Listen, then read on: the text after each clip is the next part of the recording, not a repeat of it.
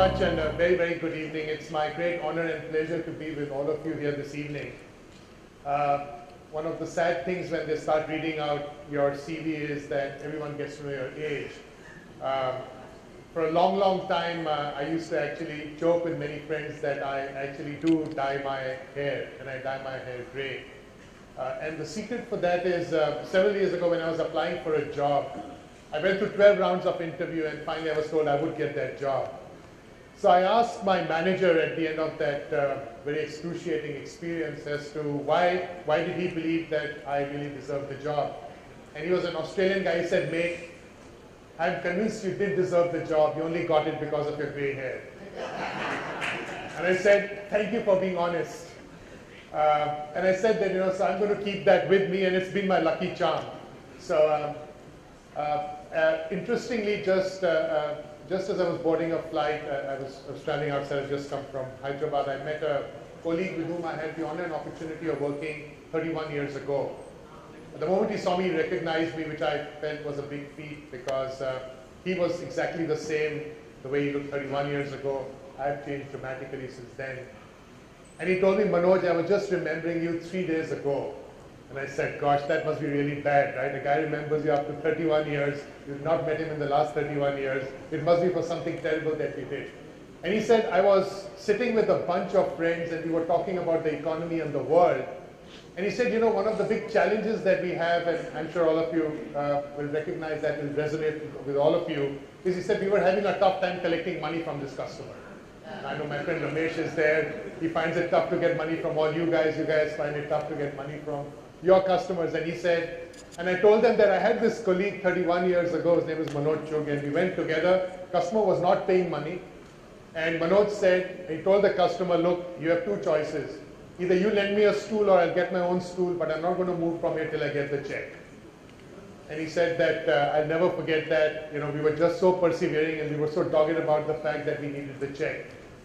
Now the real story is why I really wanted the check was because my employer at that point in time told me that if I turned up without the check, then my tour allowance would not get approved, which meant that I would fund the tour on my own. So it was really the desperation of saving my paycheck that forced me to do whatever I had to do to collect money. So while the world has changed a lot still remains the same, isn't it? When it comes to collecting money, life is still very, very difficult. Technology has come and gone and lots of things will change. I'm going to speak a little bit about that in a few minutes. I know everyone loves to talk about technology when we get into forums like this. So I'll share some perspectives in a few minutes as well. I'm going to shift fast forward 31 years. And in my new role today, I get to travel the world. I get to see lots of airports and meet lots of customers. And I met this customer in Australia. And he told me a very interesting thing. He said, "I have a big challenge." I said, "What's your challenge?" He said, "My challenge is, and the mandate that I have from my CEO is, to get rid of all my sales guys."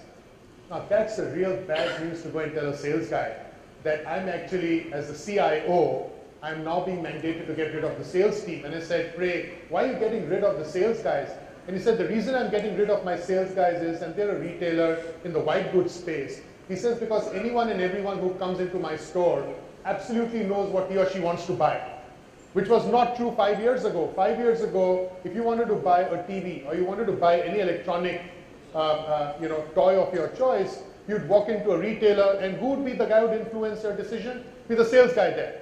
He would show you 10 different models and so on and so forth, and then nudge you to go and buy a specific one. Now we always thought that he was looking after our interests, but being on the other side, we know he was looking to sell the product which gave him the highest margin. Right? But the reality of life is we always got sold into that story. Now life has changed. And what has changed that life? What has changed that life is simple things that we are all aware of. We talk of social media, we talk of internet. Deepak spoke about how there's an exponential growth. And I was really delighted to hear the numbers on internet because forever and ever we have been trying to drive up the growth of internet in India. We failed, we tried, we failed. The Internet Service Providers Association kept fighting with the government, and we always kind of got stuck somewhere. So I'm very, very happy to see that we are going to show that growth finally, and it's going to be heartening to see that. But social media and the internet are really changing the way people are making decisions. So nobody today goes and makes a decision by believing a sales guy. Everyone does their research and comes and says, look, this is what I'm making. So the world is changing very dramatically as well when it comes to technology. And there is this extremely well-known story which I know many of you would perhaps have heard of. But for those who don't, there is this wonderful story about another retailer who wanted to access newer customer segments. And they're just a regular retailer running a regular store, a chain of stores. And they decided, and smartly enough so, that if they were able to go after pregnant women and they were able to create stickiness with them, then they would have an opportunity of expanding their future customer base. And they would get perhaps a customer segment which would be loyal to them for a long period of time. And so what they decided to do was look at the shopping basket of everyone who came into their store and started looking at what pregnant women bought at every point in time in their trimester. And over a period of time, they were able to create very significant analytics around what women would buy, and therefore they were able to target direct mailing to those women. Very, very successful strategy, until a very strange thing happened on one day, that these direct mailers started arriving at the doorstep of a 16-year-old girl's home. Now, when the first few direct mailers came in, no one really bothered, but when they became persistent with direct mailers about all kinds of things for little children, the parents got very alarmed that what the hell is happening? Why are these wrong direct mailers coming here? They shouldn't be coming here. Dad got really mad, walked up to the retailer and said, I'm going to sue you. Right? I mean, you're sending all these strange things home because they shouldn't be here at all, and you're really creating huge lot of problems for me at home, and you guys need to stop it. So there was a big, big fight at the store. The manager profusely apologized and said, look, I think our marketing guys got it wrong. And everyone kind of says that, right? How many of us believe our marketing guys really get it right? You always kind of turn around, guys who are doing MDFs and funding and all of that, right? They think that the partners take the money and play golf with their customers or do other things which I can't speak about here. Right? And the technology partners who are really pumping the MDF are hoping that it's going to invite new customers and talk about promoting products, technologies, and solutions. But the interesting thing is everyone kind of believes that the marketing department kind of always screws up. So he said, sorry, marketing guys have done this, we'll go set this right. 7 days later, the father walks up to the retail store and apologizes to the store manager and says, I'm sorry, I did not know what was happening at home. We just got to know that our 16-year-old daughter is pregnant. So my question to everyone is, how is it that a retail store got to know that a 16-year-old girl is pregnant before her family and parents and everyone got to know about it? It's a true story. And of course, this story has raised a lot of heckles because people are saying that you know so much about what's happening to individuals and their lives and what they are doing that you can start predicting things which perhaps are in the domain of privacy. Now you can fault the retail store for actually looking at people's shopping baskets and drawing trends and trying and seeing how they can go and create stickiness with customers. But frankly, it tells a very interesting story. There's another interesting story which I want to tell you about a fortune teller. And what this fortune teller did was, you know what fortune tellers do, right? They got this beautiful, round glass, and they gaze at this, and then they look at you, and they do all kinds of predictions. So one of them actually did that. He got in, and there was this woman, and he told her a lot of details about her life and what she had done, and what were some of the challenges she had, who were the friends who didn't kind of get along with her, and all of that.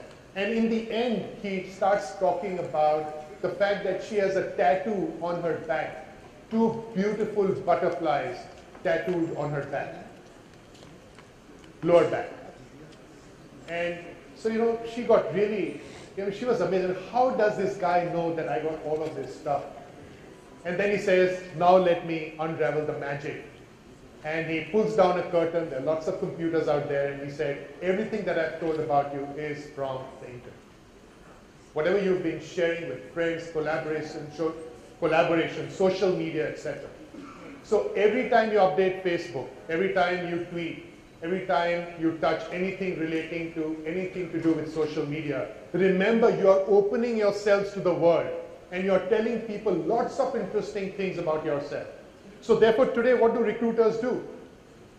Recruiters go in and look at your Facebook, and then they can look at these funky pictures because everyone kind of connects to you. And you know, this was last year's New Year's party when we guys were lying drunk outside Deepak's home. And then you're applying for this job, and you're this nice guy who doesn't smoke, doesn't drink, has put a cross everywhere. I said, hold on, so how did you get this picture, right?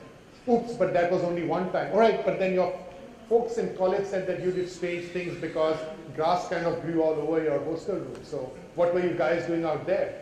So lots of interesting things happening out there with social media. The message I'm trying to drive is when you start looking at things like social media, you start looking at analytics, you start looking at mobility. We all recognize that our customers' needs are changing. There's not a single customer out there who's turning around and saying mobility is not important. Every application has to be mobile first, right? When you write an application, you don't write an application for anything but a mobile device. So if the application does not run on a mobile device, it's not an application worth considering. So as all of us as channel partners serving the industry, what are some of the challenges that we have to start looking at? I think the first challenge that we need to start adapting to is the fact that the fundamental building blocks of the IT stack are changing. And this is a realization, and this is a recognition that all of us must accept. What were the earlier building blocks that we were aware of? Right? We had something at the front end, most likely a PC or something similar, connected in some whichever fashion through a network, Ethernet, connected to a compute device, most of the time x86. Some customers had other more esoteric stuff, but for most of us, x86 was a dominant play for us. And then it was connected to some storage device, some peripherals, and then you ran fairly standard applications on standard operating systems and standard environments. Life was very simple. The whole paradigm has changed. And where has the paradigm changed? It has changed on all fronts. It has changed with respect to access. So no longer do people talk of PC alone as an access device. How many people really talk of PCs? I mean, when Deepak was talking about access devices, he clubbed everything together. I saw his numbers, right? He clubbed PCs, smartphones, everything together. Because when you start looking at each individual slice, it doesn't look that good, but when you look at the combo effect, it looks huge. So access is changing. The infrastructure is changing because all of us are talking about cloud, right? We're talking about cloud, cloudifying, taking customers to the cloud, private cloud, public cloud, hybrid cloud, lots of variants of cloud. Essentially, cloud means more efficient IT infrastructure, right? New way by which you deliver and use IT. You're talking of infrastructure change. You're talking of change in applications. Why are applications changing? Because if you have to start embedding mobility, you have to start embedding analytics, your fundamental applications, the way they are written, are going to change. Applications so far have been written to improve processes. It's called system of record. Applications going forward have to go and change and improve the way people communicate and connect with each other. So it's going to be a fundamental change in the way applications are written. And that, again, in effect, has an impact on the infrastructure. So if you have mobile devices which now have to access lots of different applications, and therefore, first of all, the applications have to be formatted right to fall in the right format on the device of your choice, and it could be Android, iOS, Windows 7, etc., etc.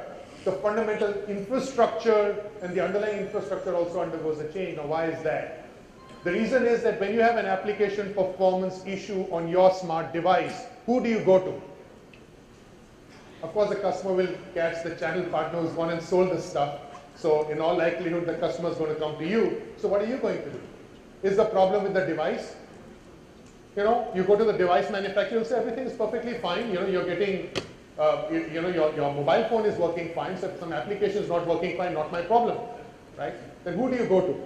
You go to the guy who's written the application. He'll turn around and say, well, my application runs fine on 7 other devices, not working on this device. Problem with the device. So not problem of the device manufacturer, not problem of the application guy. Then the application guy, then you go to the infrastructure guy. Infrastructure guy will say, but all the rest of the applications are working fine. Why is there a problem in this application? Not a problem with me. So where is the problem? First of all, the problem falls on your plate.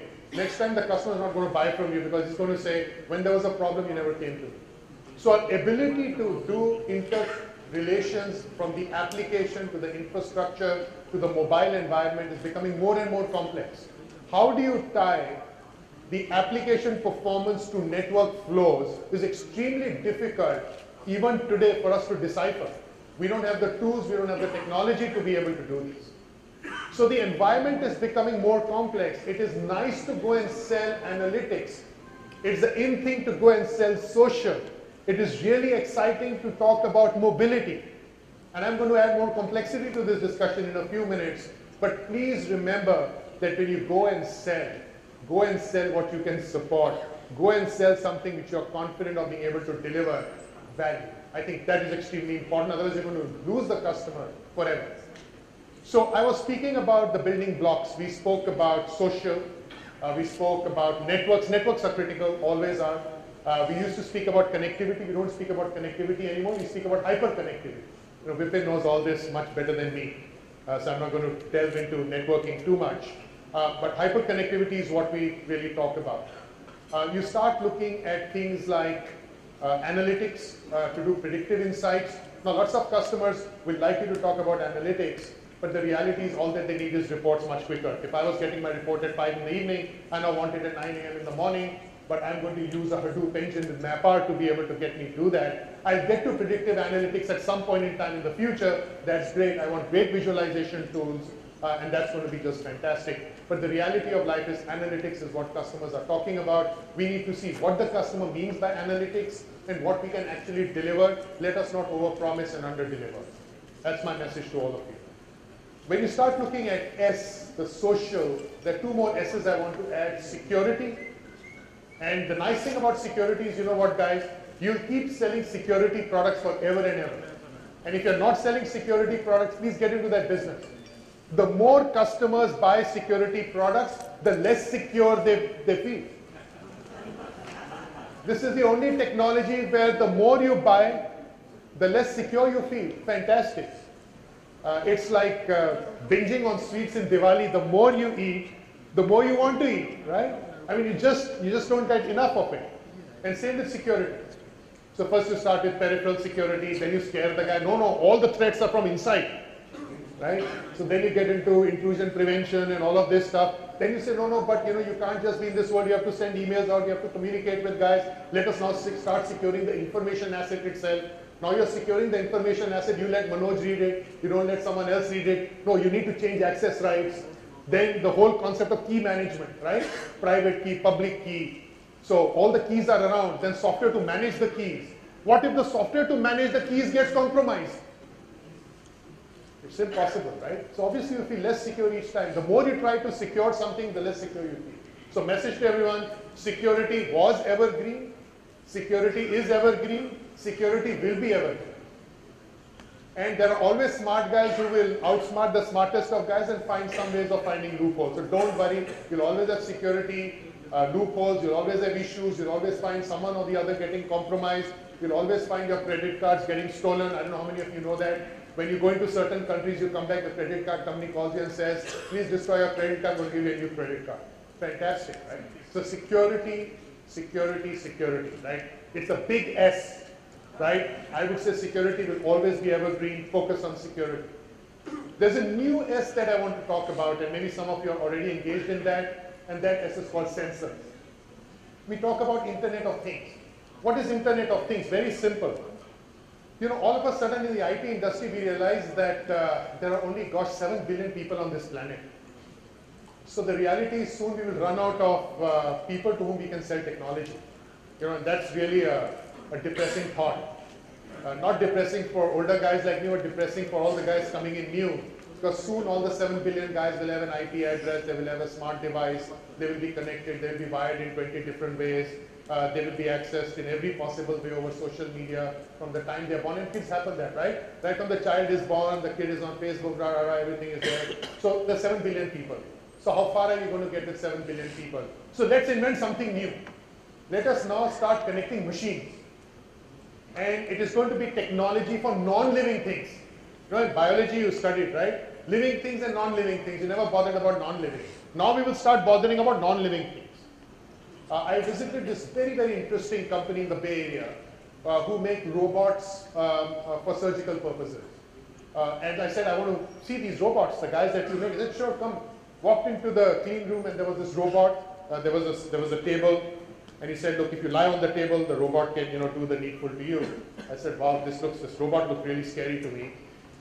And I said, if you're in anesthesia, you don't know who's really operating on you. Maybe it's this robot. I said, where's the doctor? Where's the surgeon? He said, good point. The surgeon's going to sit outside. I said, wow, it's like a network operations center now, right? So you are inside. So you're wheeled in to this operation theater. Robot welcomes you. Right, it tells you, be easy, nothing's going to go wrong with you, I've always done this right, I know how to do it, I can repeat the task perfectly, and you don't have to worry at all. There's a surgeon who's at the back end, surgeon's having his coffee, don't worry, I'm going to start the whole process. Now the reality of life is that the moment the communication links are strong enough and good enough, and once the broadband networks are up and they have enough pipe, for all the surgeon might be sitting 5,000 miles away, could be, in the future. So the reality of life is all of a sudden now you need to start communicating with this robot. The robots are non-living things. So communication with non-living things is going to become extremely important. So as we start looking at Internet of Things, I don't know how many of you would have heard about connected cars, right? Everyone talks of connected cars. For me, they're really scary. You know why they're scary? They're scary because what you can do is simple stuff to get guys into trouble. For instance, you put sensors on the driver's seat. So as you are driving from work to home, the sensors pick up the fact that your cholesterol's gone up, your blood pressure is already, and all your vital statistics are not the way they are.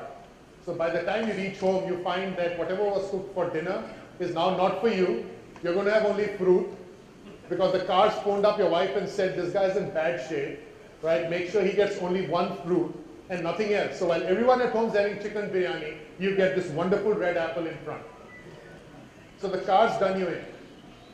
And take it to the next level. What if the guy starts phoning up your insurance company? Now you know what's going to happen to your insurance next week. And what if you start feeling sleepy and the cars of the future, what they will do when you're almost like, you're kind of really tired and you're almost falling off to sleep? You know what the cars will do? They'll not give you a warning. Today they give you a warning. But they'll warn, they'll beep, they'll do all kinds of things. In the future, the car will just go park itself by the side. That's it. And call up home and say, this guy isn't in a shape to drive, come and get him. That's going to be really cool. So the car won't move. The car will say, no, I got a sleepy driver, I don't want to get hurt.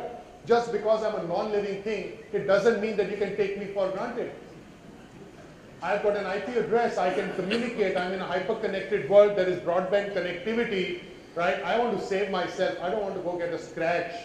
I'm a good-looking car, right?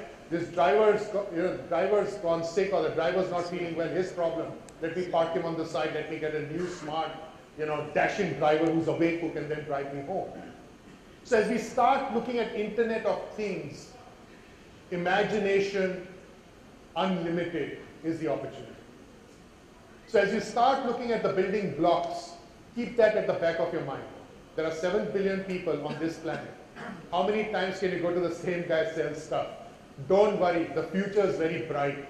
There are going to be 50 billion such devices and even more going forward in the future. And you've heard all those numbers, right? And the value that you can unlock by creating a community of non-living things, connecting up, is going to be huge. So as you start looking at the future, start looking at what should you be doing with networks. Because networks need to be very, very robust. Because now they're not just going to cater to living beings, but also non-living beings. Start looking at mobility. Everyone wants everything which is mobile. Start looking at creating intelligent middleware platforms where you can provide the connectivity between the mobile devices and the applications, or between the mobile devices and the applications and the underlying infrastructure. Start investing in tools which will help you to diagnose issues and problems as they start occurring. As you start looking at analytics, begin with simple stuff, then go to more complex stuff. Sometimes it's tough to jump to predictive analytics because you need to have deep knowledge of parallel databases. And that becomes a little hard. So begin with simple stuff. Just making sure everyone gets the reports on time, look at visualization tools and stuff of that kind. Cloud, all of you know I'm not going to speak about that, and the 3 S's which I spoke about. Social, security, and as I said, sensors. So wish you tremendous success. It's a tremendous opportunity for me to say a big thank you to you. Thank you very much, Deepak, for having me here this evening, and wish you success. Thanks.